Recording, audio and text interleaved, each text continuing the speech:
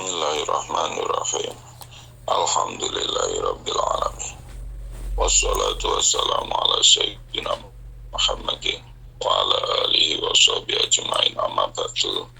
Pertama-tama marilah kita panjatkan puji syukur alhamdulillahirabbil alamin kehadirat Allah Subhanahu wa taala yang telah melimpahkan rahmat nikmatnya kepada kita sehingga pada kesempatan pagi hari ini kita dapat mengikuti pengajian kitab Risalatul Mu'awanah dalam keadaan sehat walafiat. Kedua kalinya salawat beserta salam semoga tetap tercurahkan kehadirat junjungan kita Nabi Muhammad sallallahu alaihi wasallam yang membawa kita minaz zulumati ila nur aitinul Islam. Hadirin hadirat rahimakumullah. Marilah kita lanjutkan pengajian kitab Risalatul Mu'awanah halaman 22. Wa alaika bitafarruhi yaumal jum'ati min jami' ashghali dunya waj'al hadzal yauma syarifa khalisan li akhiratika fala tashtagil fihi illa bi mahdil khair wa mujarradil iqbal ala Allah wa ahsin al muraqabata li sa'atil ijabah wa hiya sa'atun takunu fi yaumil jum'ati la yuwafiquha muslimun yas'alullaha khairan wa yasta'izu minasyarri min syarri illa istajaba lahu. Hendaknya engkau mengosongkan di hari Jumat dari berbagai kesibukan dunia. Jadikanlah hari Jumat yang mulia ini murni untuk urusan akhiratmu. Janganlah kamu sibuk di hari Jumat kecuali dengan kebaikan dan menghadap kepada Allah. Dan hendaknya engkau senantiasa meneliti keberadaan waktu yang mustajabah, yaitu waktu yang ada di hari Jumat yang jika ada seorang muslim ngepasi dengan waktu tersebut dan dia berdoa memohon kepada Allah kebaikan dan memohon kepada Allah untuk dilindungi dari keburukan, maka Allah akan mengijabahi. Artinya di hari Jumat itu ada waktu yang mustajabah untuk berdoa. Wa alaika bi dzikrin aw fikrin fadlan anil lagwi wa haditsun nafsi wastashir fi nafsika innaka maksudun bi jami'i ma tasma'uhu minal wa'zi wal wasiyati wa qrabada salamu anta sanin rijlaika wa qabla anta takallam Al-Fatihah wal Ikhlas wal Mu'awwidzatain sab'an wa qul aidan badal insirafi minas salati subhanallahil azim wa bihamdihi mi'ata marrah wa fil khabar ma yadullu ala fi'li dzalika wa billahi taufik. Hendaknya engkau berangkat pagi-pagi untuk menuju Jumatan dan engkau berangkat sebelum tergelincirnya matahari, itu tambah bagus. Duduk di dekat mimbar mendengarkan khutbah dengan sungguh-sungguh. Takutlah kamu jika sibuk dengan zikir atau bertafakur terlebih dari main-main atau bisikan hati. Merasalah dirimu bahwa engkau yang dituju dengan apa yang kamu dengar dari nasihat dalam khutbah dan wasiat tersebut.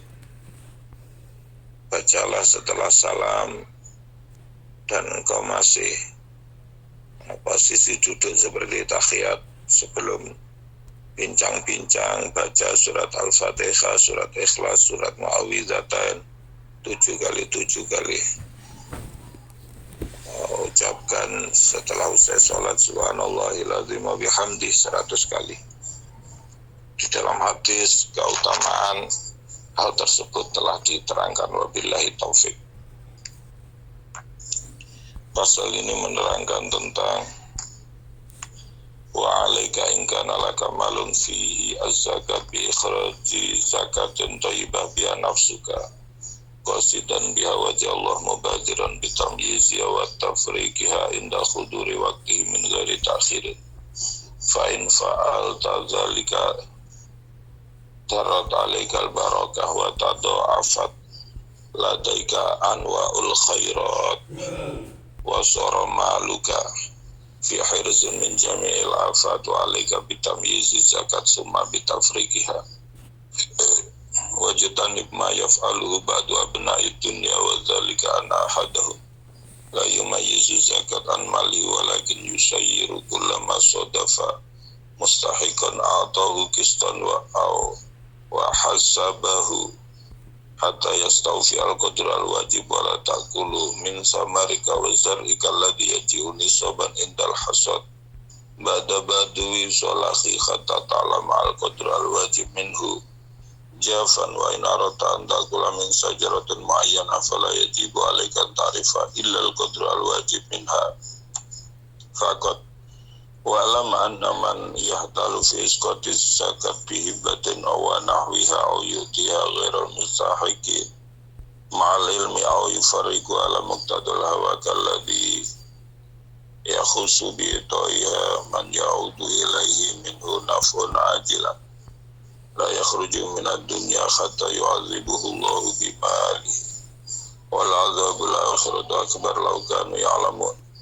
Wa idza kana hadza halu man yukhriju 'alal wajhil masyru' fa kaifa yakunu halu man la yukhriju zakat rasan ulaika alladziina ishtaraw ad-dalalata bil huda fama rabihat tijaratuhum wa ma kanu muhtadin wa qad taqarrara anna man zakat qarinu tariki sholati fi syarih wa qad qatala Abu Bakar man zakat wa samahum ahlar riddah. Pasal ini menerangkan tentang hendaknya engkau jika punya harta yang wajib untuk dizakati untuk mengeluarkan zakat dengan hati yang ridho, berharap ridho Allah, bersegera membagikannya ketika sudah tiba waktunya dengan tanpa mengakhirkan.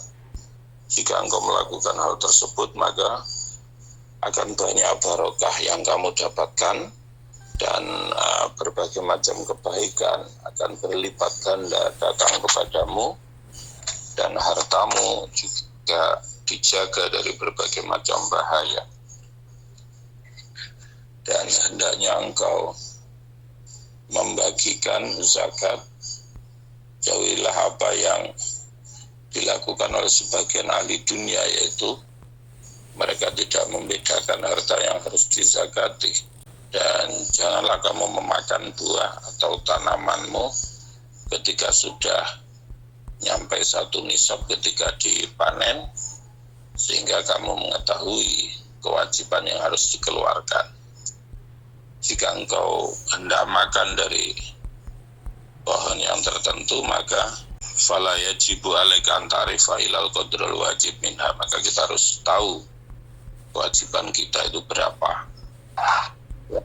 Ketahuilah sesungguhnya orang yang merekayasa menggugurkan zakat dengan memberikan harta tersebut atau yang lain, atau memberikan harta tersebut kepada orang yang tidak berhak, padahal dia tahu dia membagikannya berdasarkan hawa nafsu, itu seperti orang yang mengkhususkan untuk memberikannya kepada orang yang nanti manfaatnya akan kembali kepada pemberinya, maka Allah akan menyiksanya. Siksa Allah itu lebih berat kalau mereka mengetahui. Itu adalah kondisi orang yang mengeluarkan zakat tidak sesuai anjuran syariat, apalagi orang yang tidak mau mengeluarkan zakat sama sekali. Mereka itulah orang yang membeli kesesatan dengan petunjuk, maka dagangannya tidak akan laba. Mereka tidak mendapatkan petunjuk. Diterangkan bahwa orang yang tidak mau mengeluarkan zakat itu berteman dengan orang yang meninggalkan sholat dalam keburukannya. Sahabat Abu Bakar memerangi orang yang tidak mau mengeluarkan zakat. Wa alaika bi ikhraji zakatil fitri, hendaknya engkau mengeluarkan zakat fitrah darimu dan dari orang yang nafkahnya menjadi tanggunganmu jika engkau mampu.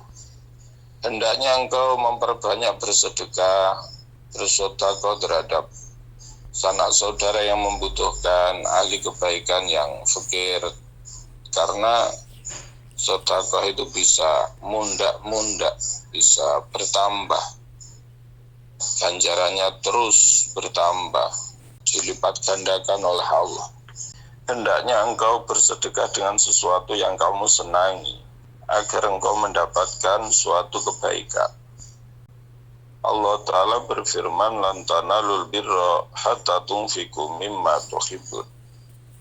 Kamu tidak akan mendapatkan kebaikan sampai engkau menginfakkan sesuatu yang kamu cintai. Dan hendaknya engkau melakukan isar. Isar itu artinya lebih mendahulukan orang lain daripada diri kita sendiri.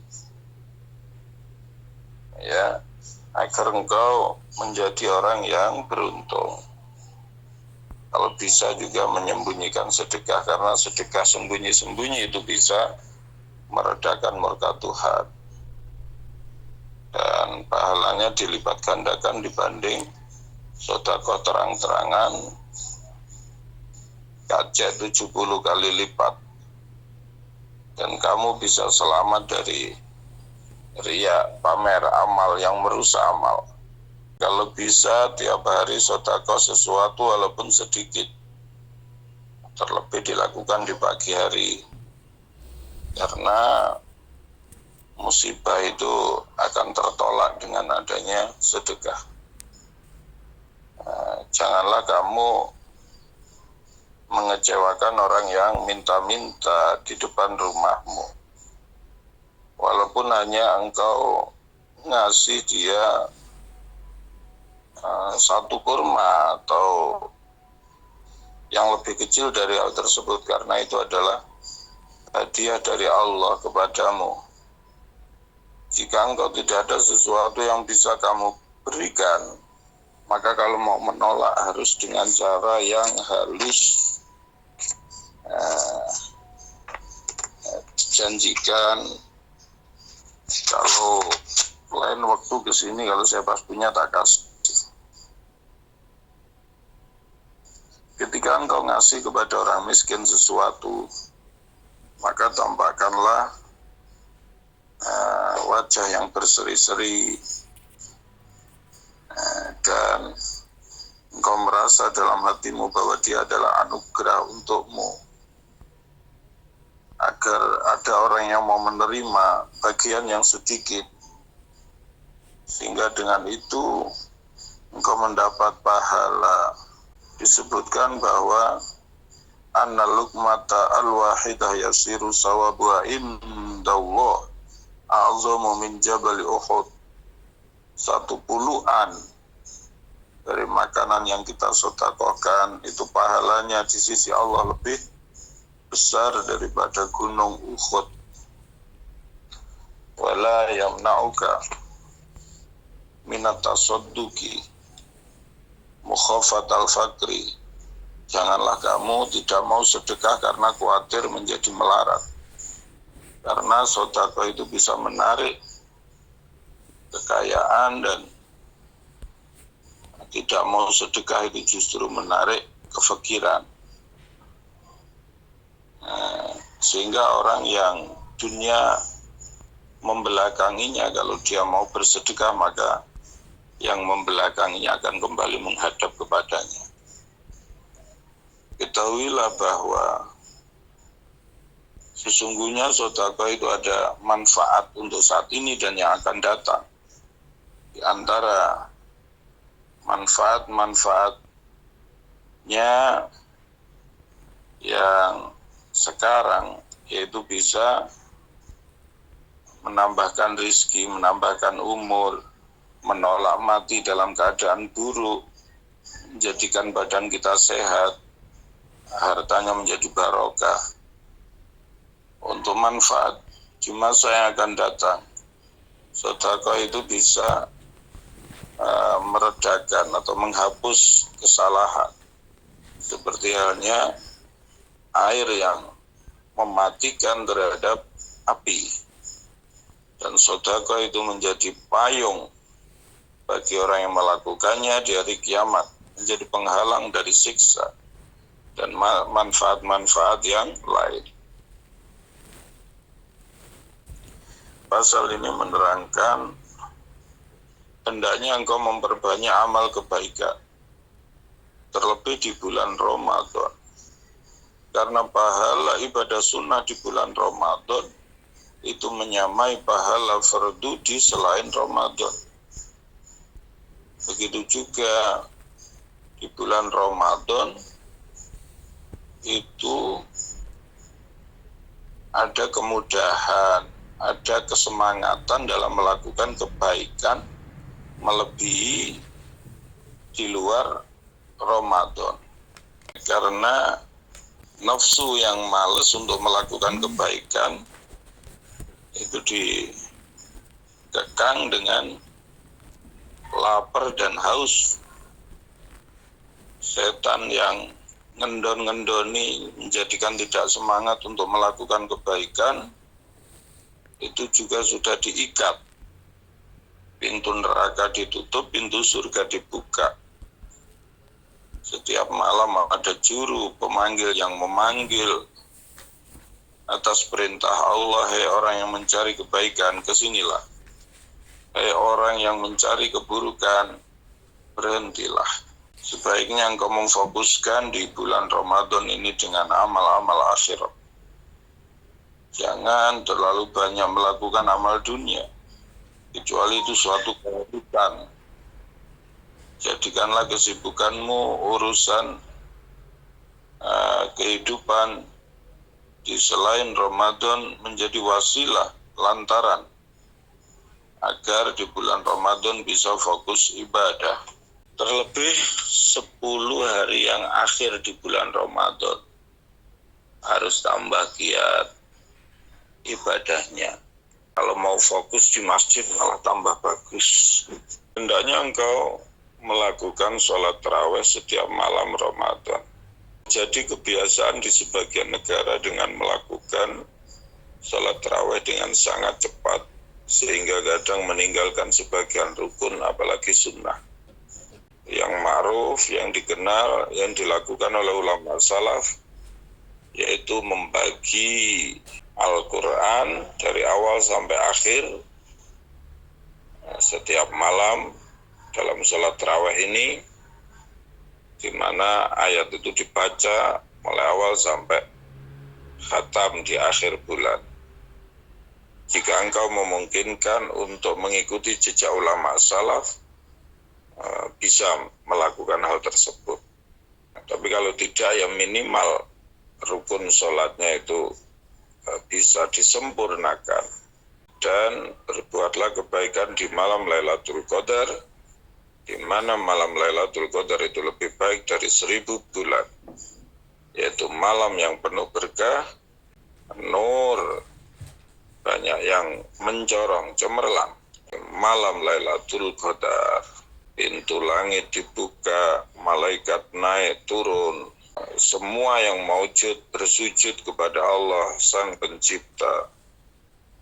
Jumhurul ulama mengatakan bahwa Lailatul Qadar itu di 10 hari yang akhir di bulan Ramadan dan di tanggal-tanggal yang ganjil lebih bisa diharapkan bahwa di antara hari-hari tersebut adalah Lailatul Qadar.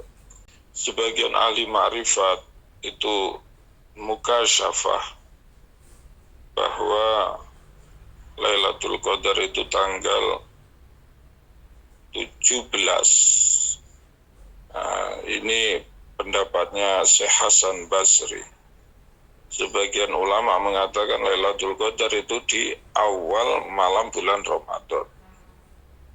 Ada lagi yang mengatakan bahwa Lailatul Qadar itu tidak di malam yang khusus, tapi di malam-malam Ramadan itu berpindah-pindah. Kata ulama, apa rahasianya kok Lailatul Qadar itu dijadikan misterius oleh Allah?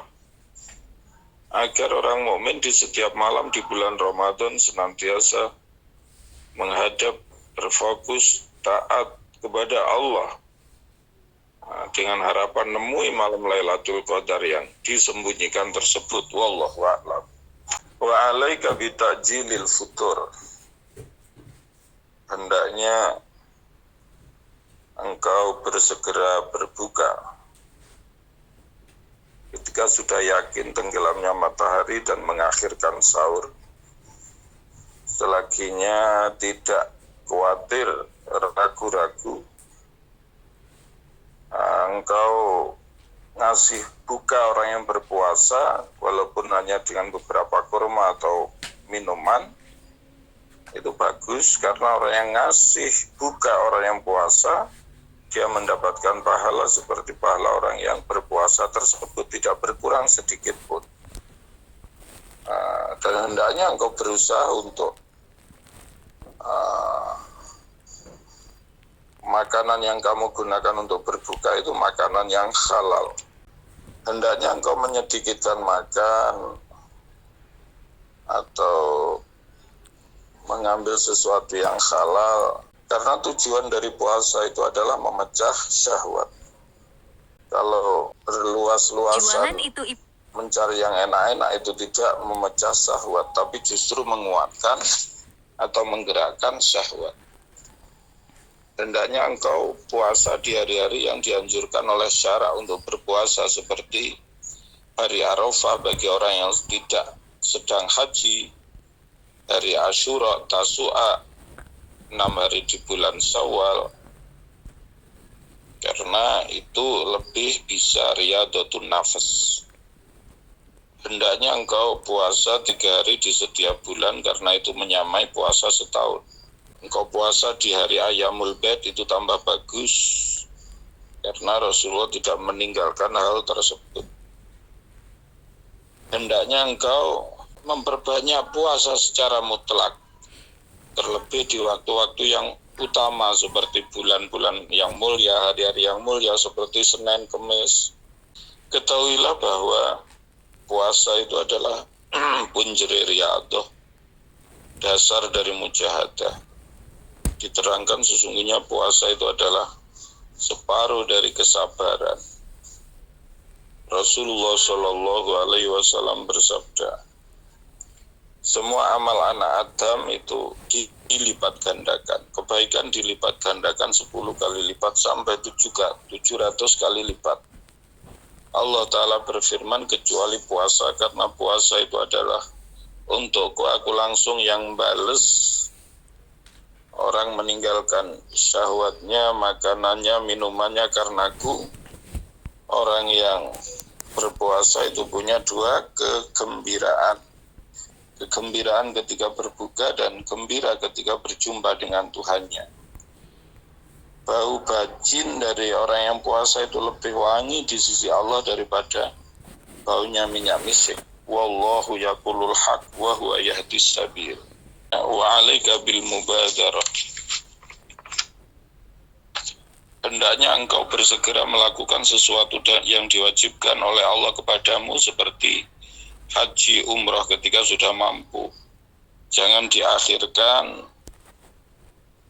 ketika kamu tidak mampu atau kamu mati padahal sudah memungkinkan untuk melakukan, maka kewajiban itu tetap berada dalam tanggungan. Kamu tergolong orang yang sembrono. Rasulullah alaihi salatu wassalam bersabda, barang siapa tidak ada kebutuhan yang mendesak atau sakit yang banget atau raja yang zolim dan dia mati dan belum berhaji, maka kalau dia mati silahkan milih dalam keadaan Yahudi atau Nasrani. Wa 'alaika indal qudrah bitatawwu bil haji wal umrah. Hendaknya engkau ketika mampu untuk melakukan kesunahan dengan haji dan umrah, seperti halnya ibadah-ibadah yang lain. Dalam hadis qudsi disebutkan, sesungguhnya seorang hamba yang badannya aku jadikan sehat, hartanya banyak, kok lewat 5 tahun dia tidak mau melakukan haji, itu adalah seorang hamba yang buruk. Hendaknya engkau ketika mau melakukan perjalanan haji untuk belajar kewajiban-kewajibannya, sunnah-sunnahnya, zikir-zikirnya, belajar memahami arah kiblat, rukhsah dalam bepergian, adab dalam bepergian, dan zikir-zikir yang harus dibaca. Janganlah tujuanmu dari berhaji itu dibarengkan antara haji dan berdagang, tapi sebaiknya kamu membawa harta dunia itu yang mau kamu infakkan di perjalananmu. Pokoknya jauhilah sesuatu yang bisa menyibukkanmu dari melakukan rangkaian ibadah haji. Wa alaika bi ziyarati Rasulillah wallahu a'lam bishawab. Al-Fatihah. Alhamdulillahirabbil alamin. Ladzina an'amta 'alaihim. Demikianlah pengajian kita pada kesempatan pagi hari ini. Semoga bermanfaat. Wa akhiran, assalamualaikum warahmatullahi wabarakatuh. Waalaikumsalam warahmatullahi wabarakatuh. Ini sesuai tema masalah haji itu ya Pak. Di Banyuwangi kan terakhir itu saya berhaji itu kan kalau daftar itu estimasinya bisa sampai 30 tahun untuk dari dapat porsi itu. Nah ini kalau misalkan kita nggak daftar haji tapi menjalankan umrah, itu apakah menggugurkan kewajiban kita dalam rukun Islam yang kelima itu ada? Terima kasih atas jawabannya. Maaf Abah, saya yang mau bertanya di sini tadi tentang zakat ya. Kalau zakat kan 2,5% zakat ya, saya belum tahu banyak tentang zakat ini, cuman saya tuh tahunya 2,5% kalau zakat dari pendapatan dari hasil kita 2,5% setiap bulan. Nah, yang saya mau tanyakan itu dikasihnya ke siapa gitu loh Abah? Apa langsung kita kasih ke janda-janda, fakir miskin, anak yatim? Soalnya maaf kalau dulu saya pas di Nasrani itu ada yang namanya zakat juga persepuluhan, itu 10% dari penghasilan kita, tapi harus kita kasih kepada pendeta yang dimana tempat kita beribadah kayak gitu. Itu aja Abah. Mohon penjelasannya dan pencerahannya. Terima kasih. Islam itu ada syahadat, sholat, zakat, puasa, haji. Haji dan umrah itu bedanya apa? Kalau haji itu waktunya khusus ya. Kalau umrah bisa sewaktu-waktu. Maka yang wajib itu haji itu seumur-umur sekali. Ya. Umrah juga begitu. Yang wajib seumur-umur sekali. Tapi kalaupun kemudian bisa melakukan 2 kali, 3 kali, itu namanya tadi disebut sebagai tatawu. Haji atau umrah tatawu. Ya. Sunnah. Ya. Nah, itu sunnah itu artinya kalau dilakukan mendapat pahala, tidak apa-apa. Kalau kemudian pertanyaannya ketika sudah melakukan umrah apakah sudah menggugurkan kewajiban hajinya? Ya belum, karena belum dilakukan hajinya sehingga masih punya tanggungan untuk melakukan haji. Lalu bagaimana menyikapi fenomena di mana ketika kita mendaftar dan masa tunggunya lama sekali 30 tahun, yang terpenting kita sudah punya azam, punya niatan. Dan sepanjang masa kita menunggu itu, kita sudah dicatat untuk melakukan ibadah haji. Terlebih lagi kalau kemudian betul-betul dilakukan, maka akan lebih dilipat gandakan lagi pahalanya. Ya. Yang penting sudah punya niat, punya azam. Urusan nanti oleh Allah umur kita disampaikan di situ untuk bisa mengerjakan atau tidak, itu merupakan hak prerogatif Allah Subhanahu wa Ta'ala. Yang penting kita sudah mendaftar ya. Yang penting kita sudah mendaftar ya.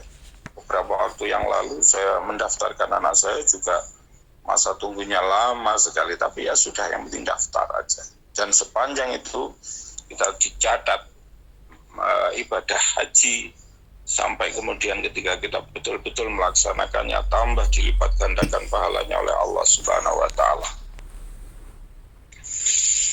karena masa tunggu yang lama sekali ini, sehingga sekarang fenomena travel umrah itu ramai di mana-mana. Itu bagus, saya kira seperti itu.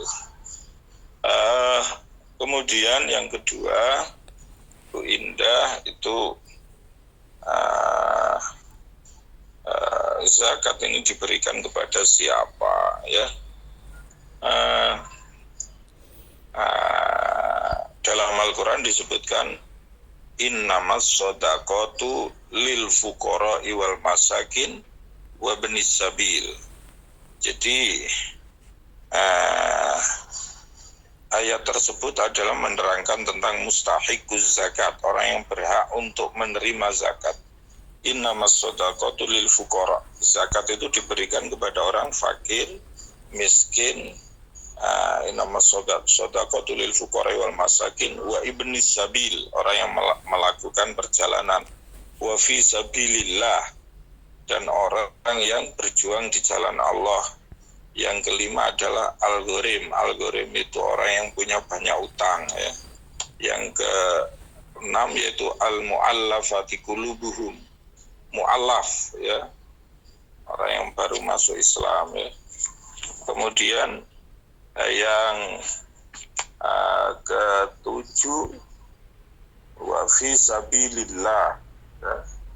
Jadi innamas shadaqatu lil fuqara wal masakin wa ibnus sabil wa fi sabilillah wa fir riqab.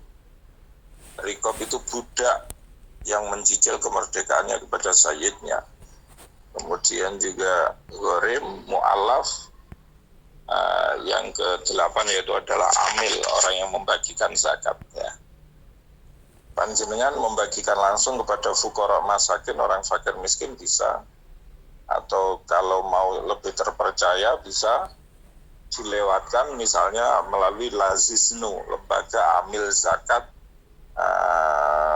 Nahdlatul Ulama, itu yang swasta.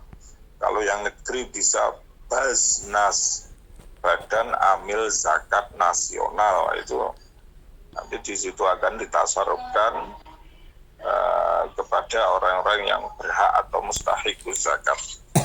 Begitu, semoga bermanfaat.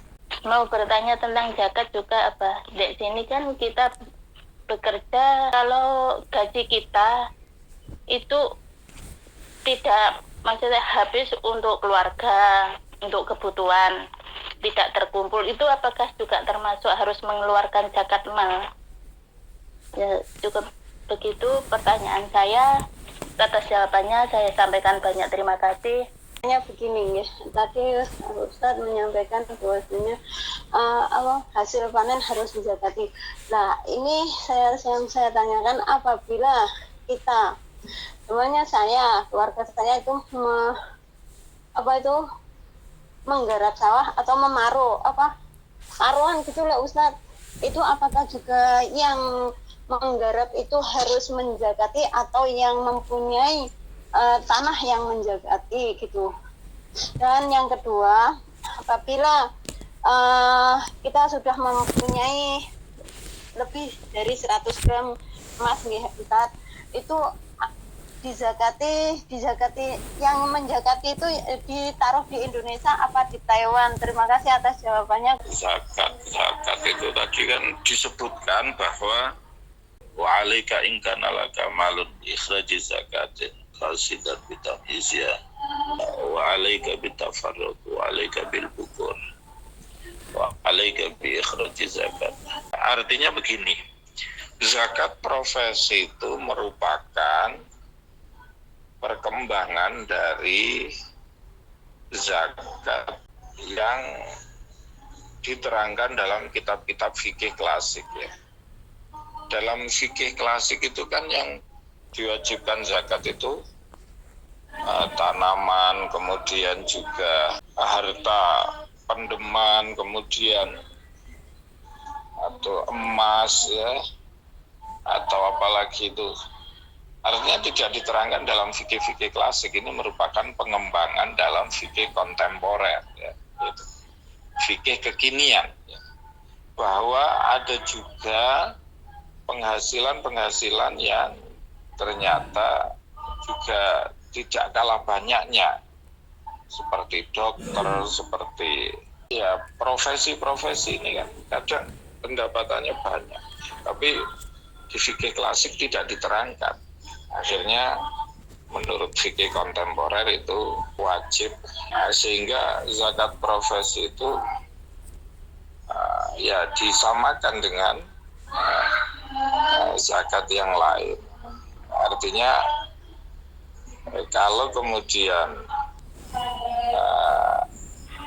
ada kelebihan dari kebutuhan kita, maka kita harus mengeluarkan. Tapi yang terpenting itu sesungguhnya adalah komitmen kita. Kalau memang kita punya komitmen, ya jika telah mencapai satu nisab, kita mengeluarkan zakat. Jika tidak sampai satu nisab, ya minimal tetap mengeluarkannya, tapi atas nama sedekah, bukan lagi atas nama zakat. Pertanyaan berikutnya, kalau kita mau mengeluarkan zakat, itu ngasihkannya di sini atau di sana, di Taiwan atau di Indonesia? Ya, kalau dalam fikih-fikih klasik itu kalau bisa tidak khorijul bilad, tidak keluar dari daerah atau negara itu. Tapi kalau di sana misalnya tidak ada yang mengelola, ya dikirimkan ke Basnas, ke Lazisnu, ya tidak apa-apa, karena itu yang berkompeten untuk mengelola itu dan sudah terpercaya dan mendapatkan SK dari pemerintah, izin dari pemerintah untuk bergerak di bidang itu. Begitu Ibu, semoga bermanfaat.